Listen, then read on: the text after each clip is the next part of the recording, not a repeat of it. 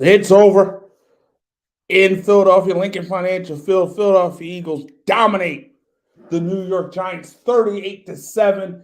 The Eagles move on to the NFC Championship game. This game was pretty much over in the first half, 28-0 at the break. Philadelphia got off to a 14-0 start in the first quarter, went up 21-0, then ultimately 28-0. Giants did score in the third quarter, made it 28-7. But the New York Giants had no answers for the Philadelphia Eagles. The Philadelphia Eagles just dominated this game from start to finish. This was a lot like week 14.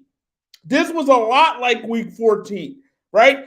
Coming into this game, everybody kept saying, well, week 18, the Giants played second, third stringers and was competitive with Philly and their number one team and their starters and things of that nature. But the reality is the Eagles, when they came here in this particular game, this game was like week 14. We all know what happened in week 14. In week 14, Philly got off to a 14-0 start, right? It's very similar to what happened in week 14. And you look at these two teams, and it's just not close to talent level. The talent gap between these two teams is great. It's the talent gap is just too wide. The Giants played well to get here in terms of beating the Minnesota Vikings, but the talent gap, it was just too much, too great for Dable. Dable could have coached the game of his life, and this may have been the outcome. 21-0 in that 48-22 game in week 14, and here it was 21-0 in this particular game. Similar games. Eagles dominated on the ground in that game. I believe they had like 200 plus yards in week 14. Tonight, they dominated on the ground, 44 rushes, 268 yards, 3 touchdowns. Just a dominating performance from this Eagles team from start to finish. And they just dominated. They just were the better football team. And they are the better football team. They beat the Giants 3 times this season. And coming into this game, I said, even last week, I said, this was the matchup the Eagles wanted. The Giants were the perfect matchup for the Philadelphia Eagles because Philadelphia just matches up so well against the Giants. And it showed here today. I mean, the Eagles did pretty much anything they wanted to do in this particular game. They ran the ball, when they needed to. They passed the ball when they needed to. They got after Daniel Jones.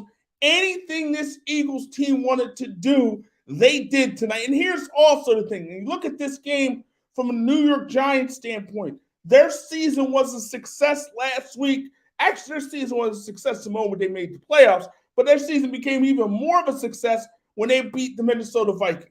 Coming here against the Philadelphia Eagles, Lincoln Financial Field, you haven't won in Lincoln Financial Field in the last 9 games, now make it 10. So you haven't had luck here at Lincoln Financial Field. So the Eagles just were the better football team. They powered through this team. They dominated the trenches, and it just worked over the New York Football Giants. It's just that simple. And now Philadelphia goes on to play the winner of the 49ers and the Dallas Cowboys, which should be an interesting game tomorrow. I think the Cowboys can win. The Cowboys are an unpredictable group. They have a lot of talent. Some days they look great, and just some days they look awful like they did in week 18 against the Commanders. Then some days they look great like they did last week against the Buccaneers, but the Buccaneers aren't very good. So you look at it now, and you look at the Philadelphia Eagles. I mean, are we surprised? Are we surprised that they won this game? No, I don't think there's much surprise. A lot of people were getting caught up in the Giants because of the way they beat the Minnesota Vikings.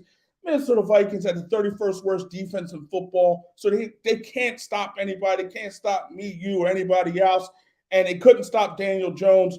I mean, so look, this wasn't the Minnesota Vikings defense. This wasn't the Minnesota Vikings team. The Philadelphia Eagles are a loaded bunch. They got it all on offense, on defense.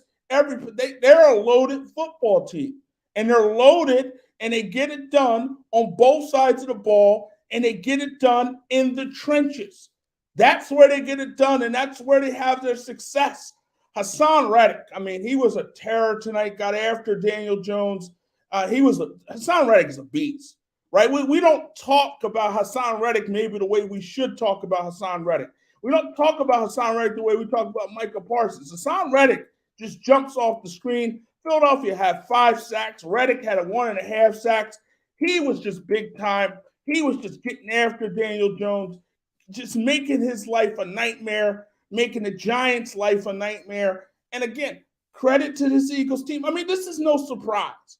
This is no surprise. And again, this was the importance of the bye week. Jalen Hurts was a much different quarterback than he was in week 18 against the New York Giants. We saw some design runs from Jalen Hurts. And again, his ability to protect himself. He protects himself. He's not going to put himself in harm's way, and he didn't put himself in harm's way tonight, right? I mean, there was a couple where he kind of lowered the shoulder a little bit there in that first half, got a little nervous there. If you're an Eagles fan, anytime you see anything like that with that shoulder, but he showed that he was healthy enough.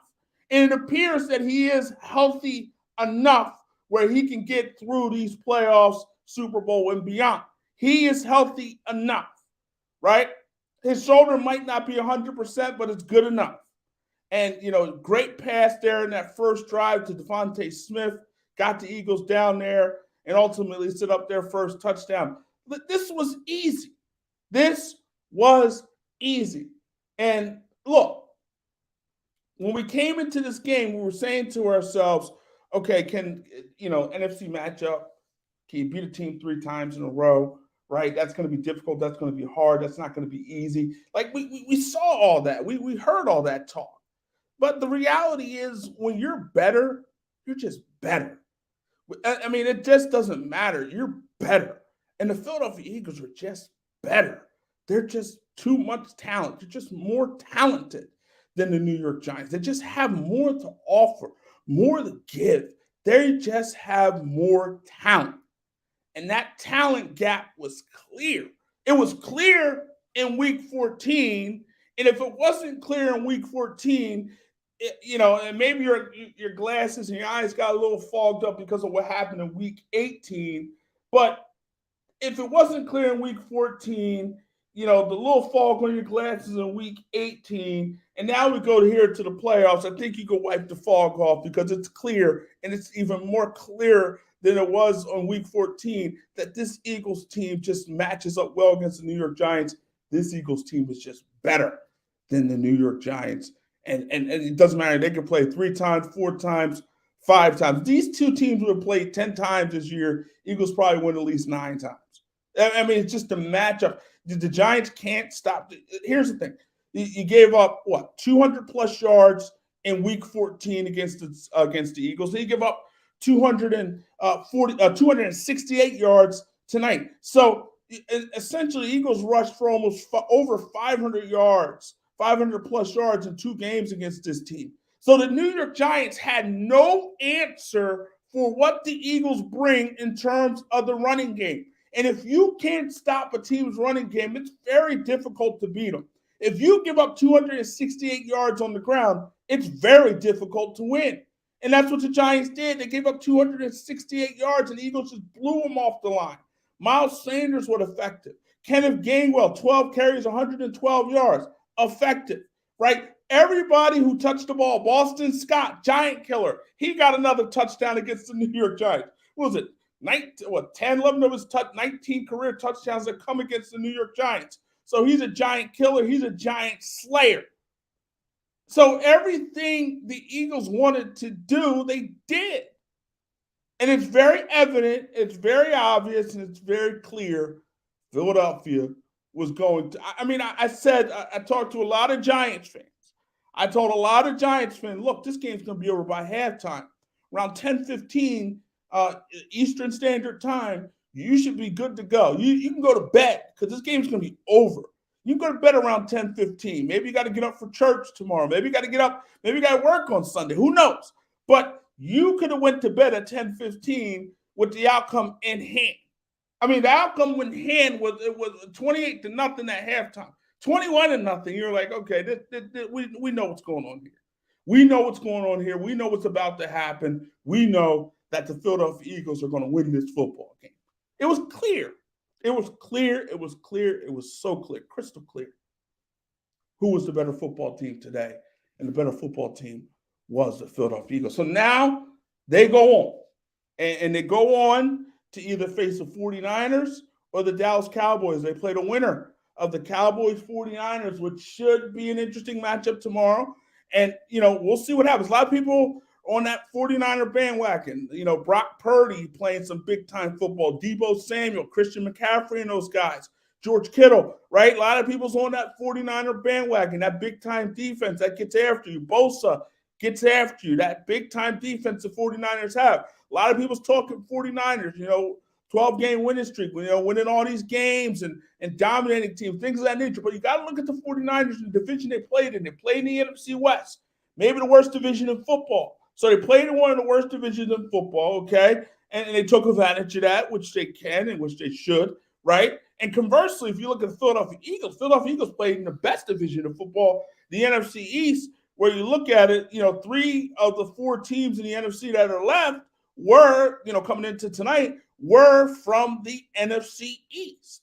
So the NFC East is a dominating division. It's almost like the SEC, right? A team comes out of the SEC in college football, you're saying, okay, they're big time. They're going to be tough to beat. You look at everybody in the NFC East. Everybody's over 500, right? Washington 8-1 was the final team there in terms of being in last place in that division. But you look at the Giants; they're 9-7-1. Dallas 12-5, and Philly 14-3. So the NFC East, the best division in football, and that was clear. Obviously, coming into coming into championship weekend. Divisional round weekend. Where again, 3 of the 4 teams were from the NFC East. So the NFC East was the best division in football. And Philadelphia went through the NFC East, right? 2 of their 3 losses came in the NFC East. But you look at Philadelphia, they went through the NFC East and again, won 14 games. They won 14 games. So you look at the 49ers, and again, conversely, playing in the worst division in football in the NFC West. And so it is easier to look good when you're playing in the NFC West. A lot harder to look good when you're playing in the NFC East. And you got to play the Giants twice, the Cowboys twice, and the Commanders twice. And again, all those teams 500 or better. So look, we'll see what happens. And Dallas, again, Dallas is a type of team that, can look great one week, like I said earlier, and look bad another. Look great against the Buccaneers, look bad against the Commanders. So Dallas has that ability to look great and has that ability to look bad. And so they can come out and look great tomorrow and beat the 49ers. I think you can get some points on the 49ers. You can score on this 49ers defense. It's not invincible. You can score on this defense. And so the Cowboys have the weapons to do it. We'll see what kind of performance they have. Will be the good Cowboys or the bad Cowboys? That we'll see. We'll have to see. But again, they have the ability, the potential, and all the things they bring to the table to win that particular football game. So the Eagles will be playing a winner of the 49ers and Cowboys. They will be coming to, whoever wins that game will be coming to Lincoln Financial Field. And here, again, the Eagles have that home field advantage. And this is why you wanted home field advantage. First, you get the bye. Secondly, you get everything comes through your building. It's a lot easier, as we know in the NFL, as we know in sports. It's a lot easier to win in your building when at home than it is on the road. So Philadelphia will have whoever it is, they're coming through Lincoln Financial Field. The Eagles lost only one game at Lincoln Financial Field, which probably was their worst performance. That was against the Washington Commanders, right? Their first loss of the season. That was the Eagles' worst performance in that particular game. And again, Philadelphia is tough at home. They're just a tough football team, and they got everything you need to get the job done. Again, Jalen Hurts, did what he had to do, 16-24, 154 yards, 2 touchdowns, 34 yards on the ground. Again, in Week 18, they didn't show design runs. They didn't have him running the football the way he ran the football today. So Jalen Hurts obviously is healthy enough, and he's good enough, and he's good. He's solid. And I think we're good. I think if you're Philly, you're good. And what the thought is, you're confident enough, okay, this guy is healthy enough. He's good. We don't have to worry about his shoulder. I think it's good enough for us to get to where we want to go. And getting where you want to go is the Super Bowl and ultimately winning the Super Bowl. There is enough talent, clearly enough talent on this roster for the Eagles to win a Super Bowl, right? Everything you need to win a Super Bowl is there in Philadelphia. And again, football is won in the trenches, and the Eagles dominate the trenches, right? They dominate both sides of the ball. 70 sacks this year. So they get after the quarterback, sack the quarterback 70 times. Hasn't been done. They get after you, right? All these guys, multiple guys with 10 plus sacks, they get after you. They get after you. And they got after Jones, and they get after every single quarterback they go up against. So this defense is big. This offensive line is big. This offensive line plows the way for this running game. And again, the key to the Eagles running game is a healthy Jalen Hurts, because you have to account for him. You have to account for Jalen Hurts. He has to be accounted for. We have to see if Jalen Hurts is accounted for. He has to be accounted for. You got to figure out, okay, where's Jalen Hurts? Is he going to keep it, or is he going to hand it off? So that little thing, that dilemma is you got a dilemma every time if you're DN there. What do I do? Do I attack the quarterback? Because if I attack the quarterback, he might just hand it off to the running back. Or what do I do? If I attack the running back, well, he might just keep it. And both of those things could be deadly, and both of those things could hurt us. And so we saw Jalen Hurts with a design run that got the touchdown there. And we saw multiple design runs. Again, not what we saw in Week 18. And again, all these Giants, a lot of Giants fans, and just, anybody that read anything into Week 18, right? There was nothing to read into Week 18. That was just one of those deals. Get Hurts out there, get the job done, get this number 1 seed, lock this thing up, give Hurts a couple more weeks of rest, and go forward, right? The Eagles didn't give you their full offense in that particular game. That wasn't the full Eagles offense in Week 18. The full Eagles offense was on display tonight, where we saw the design runs from Hurts. We saw all those things. That was on design. That was on display tonight, and they had no issue running the ball. None. No issue. It was an easy night for the Eagles. It was over essentially by halftime. Brian Daboll, I know he went for it there. I believe their second drive on that 4th and 8.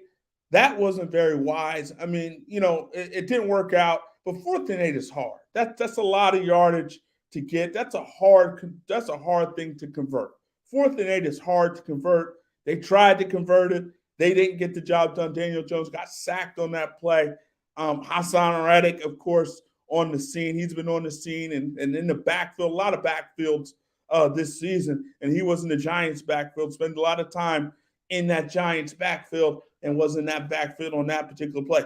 You can argue if the Giants were going for it there in that particular spot. They're like, you know what? We got to be aggressive here if we want to beat this football team. And so they figured, you know what? Let's just try to convert this, and let's just try to score with this team. Let's just be aggressive. If we're going to lose, we're going to go down swinging, and that's what we're going to do. But conversely, in the fourth quarter there, right, they had a 4th down, and Brian Daboll punted it.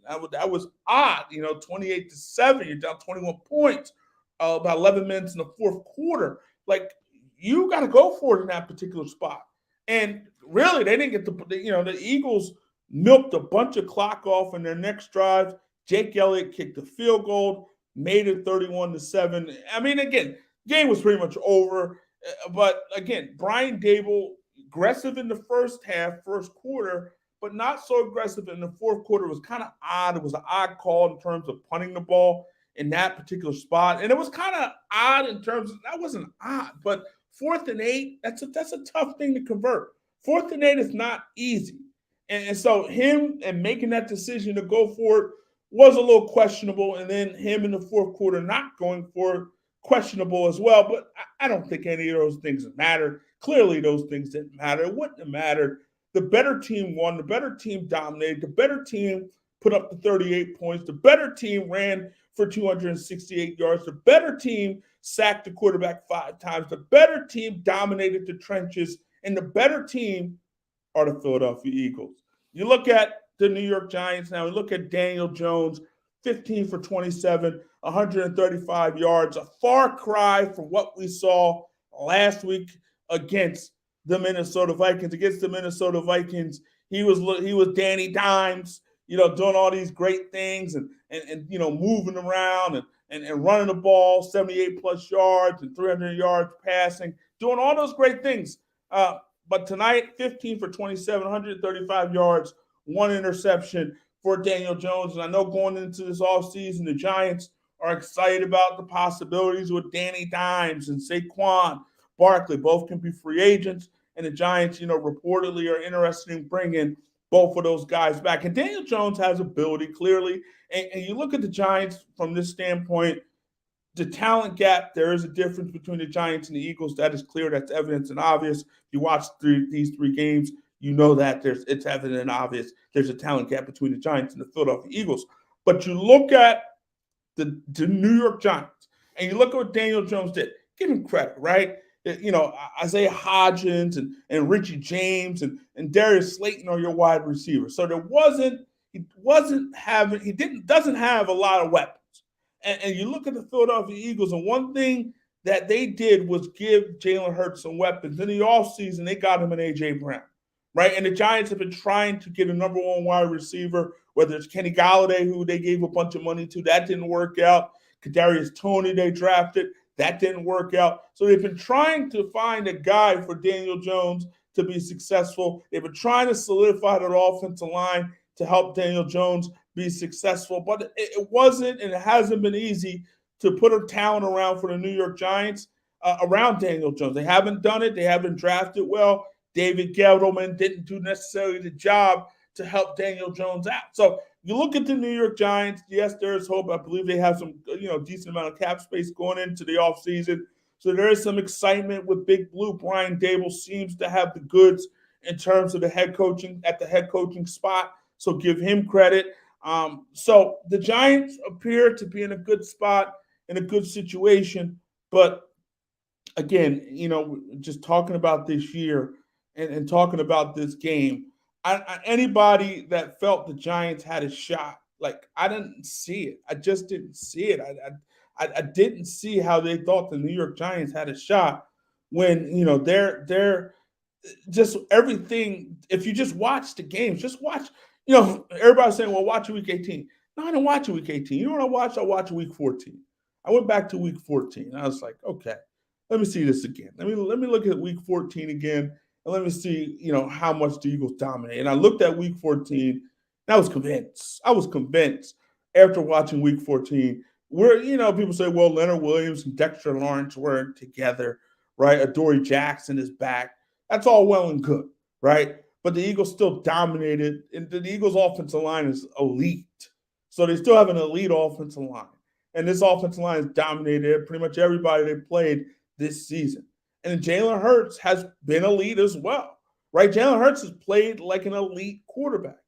And 35 combined touchdowns, right? I mean, didn't throw interceptions, only 6 picks, so he protects the football and he gets the job done. He makes plays. He's a playmaker.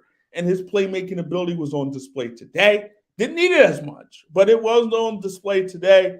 Some of his passes, right? That beautiful pass on that opening drive to Devontae Smith, the long one there, right? So we've seen Jalen Hurts play at an elite level this year. And part of that is the Eagles have a lot of talent around them. But in addition to that, Jalen Hurts went to the last offseason after that terrible playoff game against the Buccaneers. And he said to himself, I'm going to work. I'm going to get better. And that's what he did. Jalen Hurts, put in the work and got better. He got better. Became a more accurate passer. He got better. And that's what you want out of your quarterback. And you look at Jalen Hurts, the character piece. I mean, Jalen Hurts is a high character guy, right? This guy puts in the work. He doesn't talk about it. He does it. He's a doer, right? He talks a little, but he doesn't talk a lot, but he's a doer, right? And you want doers. And Jalen Hurts is a doer. And his character is high. I mean, he's a high character dude. And he puts in the work at an elite level. And that's the kind of work ethic you want out of your quarterback. That's what you want your quarterback to be. You want your quarterback to put in the work, to do what he's got to do to get better, do what he's got to do to be better. That's what you get from Jalen Hurts. Work, work, work. This dude is never satisfied, and this dude works. I mean, you look at his college career, Alabama. He was big time there. Tua eventually took over his spot, but he played well in Alabama, and then he went to Oklahoma, played well there. So, I mean, it's just a credit to who this guy is. He is a big time quarterback in terms of the way he played this season. And he's put this team in position to possibly get to the Super Bowl, maybe win a Super Bowl. I don't think a lot of people would have thought that, Jalen Hurts, what we saw last year against Tampa Bay in that playoff game, I don't think anybody expected this leap. Like, he leaped. He took a next step and beyond. Like, he jumped. He was at the, maybe near the bottom of the step, and he jumped near the top, right? He got all the way to the top of the step. Like, he really grew his game and turned himself into an elite quarterback. He grew his game. And that's not by accident. Yes, the talent around the Eagles got better with the addition of A.J. Brown, but this dude put in the work, and he worked his butt off to be what he is this season and to put this team in position this season. That's hard work. That's working your butt off, and that's putting in all the work and all the sweat equity to become who you are. And that's what he is. He's become an elite quarterback, and his team, again, is one game away from the Super Bowl. That a lot of people wouldn't expect that after what they saw against Tampa Bay. In fact, after what they saw against Tampa Bay last year, people were saying, well, Russell Wilson, they need to go after Russell Wilson. They need to find a quarterback. You can't win with Jalen Hurts. Jalen Hurts can't be the guy. Jalen Hurts can't lead you to a Super Bowl. Jalen Hurts is not a Super Bowl caliber quarterback. He's not that dude. He's not it. He can't be that guy. And, Eagles were patient. And maybe, things didn't work out in terms of maybe trying to acquire Russell Wilson. But things, the Eagles were patient. And they were patient with Jalen Hurts. And that patience has paid off, at least for this season. It's paid off. And a lot of people saying, well, Jalen Hurts in that shoulder, can he protect himself and be that dude coming into this game, Jalen Hurts? You know what? There's always bounties on my back. There's bounties on my back every week, right? I'm used to that. That's what I'm used to, having bounties on my back. I'll be fine, right? And so, we were saying and wondering if his shoulder could take how the Eagles would use him today. And they used him the way they've used him all season long. And the thing about Jalen Hurts, like a Russell Wilson, right? Jalen Hurts has the ability to protect himself. And he protects himself. And he doesn't take big hits. And we saw it today. Didn't take big hits. And you look at, conversely, like a Michael Vick, right? Michael Vick didn't really know how to slide. He didn't know how to slide. He always went head first, didn't know how to slide. And Michael Vick, just took a lot more punishment, maybe more punishment than he needed to take. Jalen Hurts is a Russell Wilson type from the standpoint he gets his yardage, he gets out of bounds, he gets out of harm's way, and he doesn't take big hits. And that's it. He doesn't take big hits. You can trust him. You can trust that he'll be okay in terms of getting out of the pocket, getting out of and scrambling and running, but getting down and getting out of harm's way. We saw it tonight. He's not taking big hits.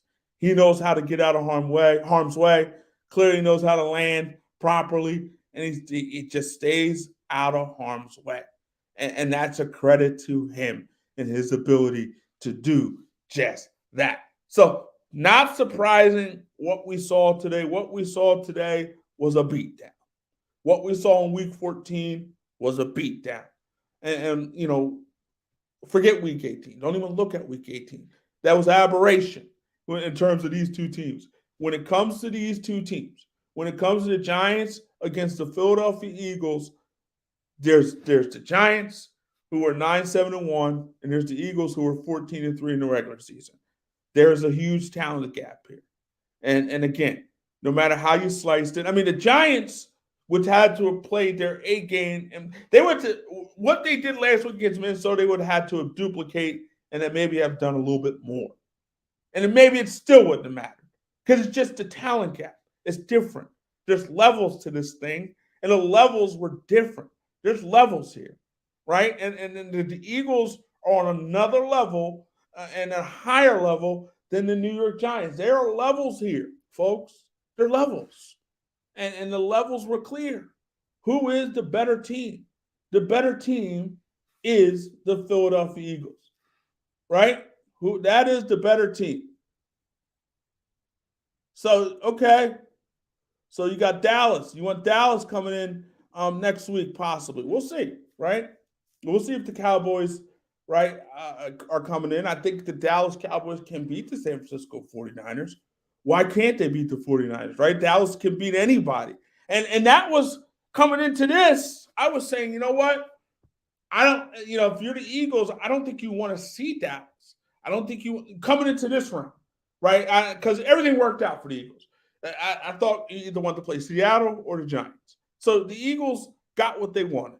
Everything worked out. Giants upset the Minnesota Vikings. After that happened, right, the Eagles got what they wanted because they knew how they matched up against the Giants. They knew they were better than the Giants, and they knew that they could dominate the New York Giants. And again, 21-0 in week 14 at one point, 21-0 here. So it's like, you know what? It was just a continuation of week 14. It was quarter number 5, coming off week 14. That it was just a continuation. It was a continuation from week 14. And the Eagles were better. They are better. And they just dominated. That's it. It's that simple. It was a dominating performance by a dominating team. And it's just the matchup was so favorable for the Eagles. And they just dominated. It's that simple. And they move on to the NFC Championship game. And here's the thing. I said this a few weeks ago when it comes to the Philadelphia Eagles. You can't waste 14-3. You can't waste home field advantage throughout the playoffs. You can't waste that. You got to now find a way to cash in and get the job done. The rent is due. You got to get the job done. You can't not get this far and do what you've done this season and all the accomplishments and 2,000-yard receivers, 1,200-yard back, 35 touchdowns from your receivers, for your quarterback, 70 sacks from your defense. You can't waste that. That has to end in something. And that something has to be a Super Bowl. I mean, that has to end in something. All that level of success, all those stats, all those numbers have to end in something. And that something has to be a Super Bowl. That something has to be a Super Bowl. And so anything short of that for the Philadelphia Eagles, when you win 14 games, when you have home field advantage throughout the playoffs, anything short of that is a disappointment. And so the Eagles now have to cash in. They have to win a Super Bowl. And if they do that, obviously people are going to be dancing in the streets of Philadelphia. They're going to be greasing the poles there so people won't be doing some crazy things. If they do that, it's going to be happy times in Philly. It's going to be 2017 all over again. Jalen Hurts won't have to buy a meal in the city of Philadelphia ever again in his life, right? There's a statue of Nick Foles out there, outside the Lincoln Financial Field because of what he did and that run that he had. I mean, Nick Foles is forever loved in Philadelphia because of what he did and that run that he had. And we could look at Nick Foles' career, and obviously it was never more than what happened, in that during that year. Like, that was the highlight of his year. And I mean, that's the highlight of a lot of people's career, winning the Super Bowl. Be clear. But Nick Foles, every time Nick Foles eventually became a starter, right, he wasn't the same. So you just look at it, and you look at Jalen Hurts, and again, if he can do this, if he can pull this off, he'll be loved, and he'll be loved for a long, long time.